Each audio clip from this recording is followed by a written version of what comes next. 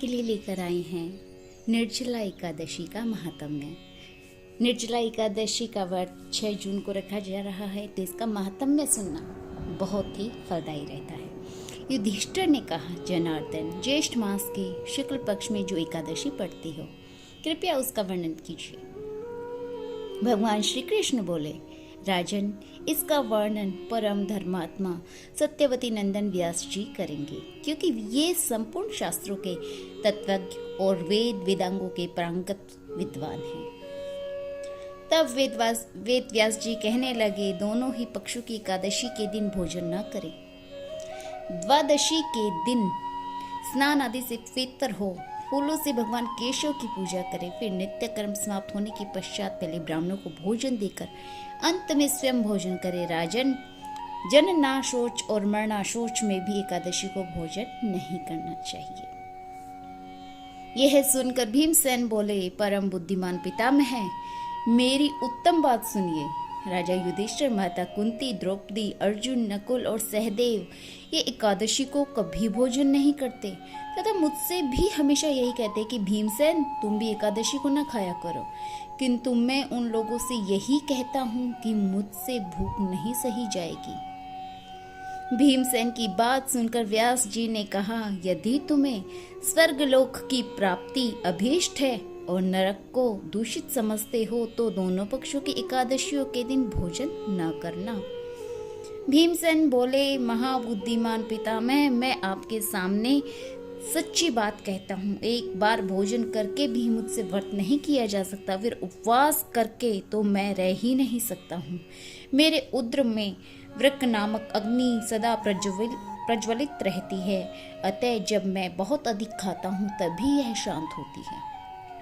इसीलिए महामुने, मैं वर्ष भर में केवल एक ही उपवास कर सकता हूँ, जिससे स्वर्ग की प्राप्ति सुलभ हो और जिसके करने से मैं कल्याण का भागी हो सकूं। ऐसा कोई एक व्रत निश्चय करके बताइए, मैं उसका यथोचित रूप से पालन करूंगा। व्यास जी ने कहा, भीम, ज्येष्ठ मास में सूर्य वृष राशि पर हो या मिथुन राशि पर हो, शुक्ल पक्ष में जो एकादशी हो, उसका यत्न पूर्वक निर्जल व्रत करो। केवल कुल्ला या आचमन करने के लिए मुख में जल डाल सकते हो, उसको छोड़कर किसी प्रकार का जल विद्वान पुरुष मुख में न डाले, अन्यथा व्रत भंग हो जाता है। एकादशी को सूर्योदय से लेकर दूसरे दिन के सूर्योदय तक मनुष्य जल को त्याग करे तो यह व्रत पूर्ण होता है।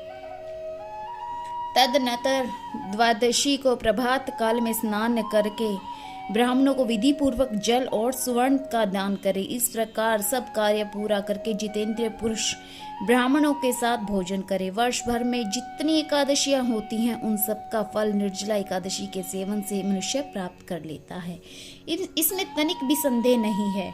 शंख, चक्र और गदा धारण करने वाले भगवान केशव ने मुझसे कहा था कि यदि मानव सबको छोड़कर एकमात्र मेरी शरण में आ जाए और एकादशी को निराहार रहे, तो वह सब पापों से छूट जाता है।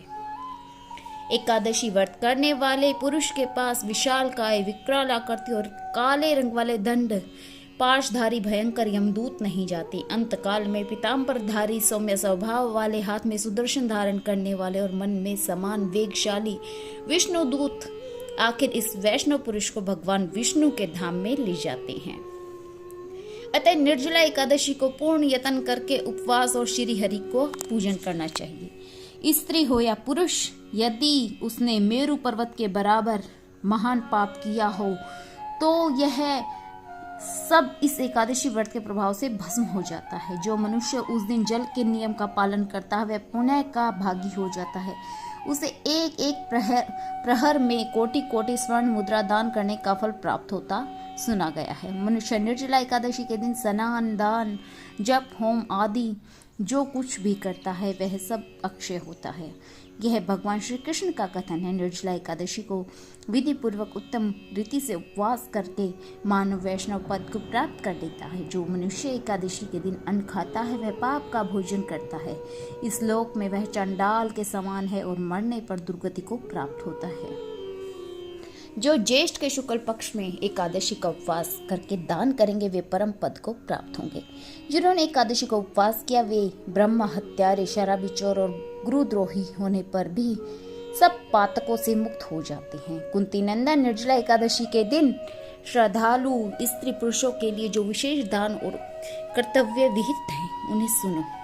उस दिन जल में शयन करने वाले भगवान विष्णु का पूजन और जलमयी धेनु का दान करना चाहिए और प्रत्यक्ष धेनु या घृतमयी धेनु को दान उचित है। पर्याप्त दक्षिणा और भांति भांति के मिष्ठानों द्वारा यत्न पूर्वक ब्राह्मणों को संतुष्ट करना चाहिए। ऐसा करने से ब्राह्मण अवश्य संतुष्ट होते हैं और उनके संतुष्ट होने पर श्री हरि मोक्ष प्रदान करते हैं। जिन्होंने शम, दम और दान में प्रवृत्त हो श्री हरि की पूजा और रात्रि में जागरण करते हुए इस निर्जला एकादशी का व्रत किया है, उन्होंने अपने साथ ही बीती हुई 100 पीढ़ियों को, आने वाली 100 पीढ़ियों को भगवान वासुदेव के परम धाम में पहुंचा दिया है। निर्जला एकादशी के दिन अन्न, वस्त्र, गो, जल, शैया, सुंदर आसन, कमंडल और छाता दान करने चाहिए। जो श्रेष्ठ और सुपात्र ब्राह्मण को जूता दान करते हैं वह सोने के विमान पर बैठकर स्वर्गलोक में प्रतिष्ठित होता है। जो इस एकादशी की महिमा को भक्तिपूर्वक सुनता है, उसका वर्णन करता है, वह स्वर्गलोक में जाता है। चतुर्दशी युक्त अमावस्या को सूर्य ग्रहण के समय श्राद्ध करके मनुष्य जिस फल को प्राप्त करता है वही फल इसके श्रवण से भी प्राप्त होता है। पहले दंत धावन करके यह नियम लेना चाहिए कि मैं भगवान केशव की प्रसन्नता के लिए एकादशी को निराहार रहकर आचमन के सिवा दूसरे जल का भी त्याग करूंगा। द्वादशी को देवेश्वर भगवान विष्णु का पूजन करना चाहिए। गंध, धूप, पुष्प और सुंदर वस्त्र से विधि पूर्वक पूजन करके जल के घड़े के दान का संकल्प करते हुए निम्नांकित मंत्र का उच्चारण करना चाहिए। देव देव ऋषिकेश संसारण वातारक उद्द कुंभ प्रदानेने नय मां प्रमा गतिम।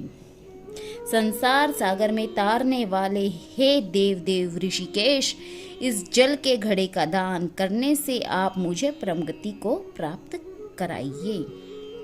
भीमसेन ज्येष्ठ मास में शुक्ल पक्ष की जो शुभ एकादशी होती है उसका निर्जल व्रत करना चाहिए। उसी दिन श्रेष्ठ ब्राह्मणों को शक्कर के साथ जल के घड़े दान करने चाहिए। ऐसा करने से मनुष्य भगवान विष्णु के समीप पहुंचकर आनंद का अनुभव करता है। तत्पश्चात द्वादशी को ब्राह्मण भोजन कराने के बाद स्वयं भोजन करना चाहिए। जो इस प्रकार पूर्ण रूप से पाप नाशिनी एकादशी का व्रत करता है वह सब पापों से मुक्त हो जाता है और आनंदमय को प्राप्त होता है। यह सुनकर भीमसेन ने इस शुभ एकादशी का व्रत आरंभ कर दिया। तब से यह लोक में पांडव द्वादशी के नाम से भी विख्यात हुई है और भीमसेन एकादशी के नाम से भी विख्यात हुई है। जय श्री राम, जय श्री हरि।